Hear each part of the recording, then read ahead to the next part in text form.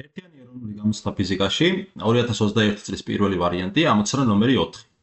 რამდენჯერ და როგორ შეიძლება მათემატიკური ქანქარის მცირე ხებების პერიოდიო თუ ძაბზე დაკიდებული სხეულის მასას 4-ჯერ გავზრდითო.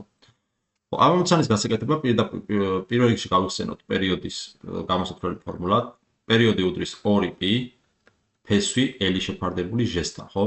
ახლა ჩვენ თუ ამ ფორმულას დავაკვირდებით, ამ ფორმულაში საერთოდ არ შედის მასა, ხო? მასას გავზრდით შევამცირეთ, პერიოდზე ზეგავლენას არ მოახდენს, რადგანაც პერიოდი როგორც ხედავთ გამოკვირდებული არის ქანქარის სიგრძეზე, ხო? და აგრეთვე ნუ ჟ-ც იმ შემთხვევაში თუ გვეცვლება, შეიძლება ჟ-ს იყოს დამოკიდებული. გააჩნია სადგან ვიხილავთ ჩვენ დედამიწის რომელ წერტილში განვიხილავთ ამ ქანქარის რხევას, ხო?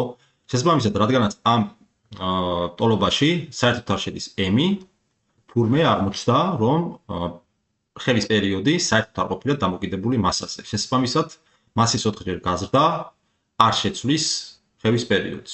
პასუხი A.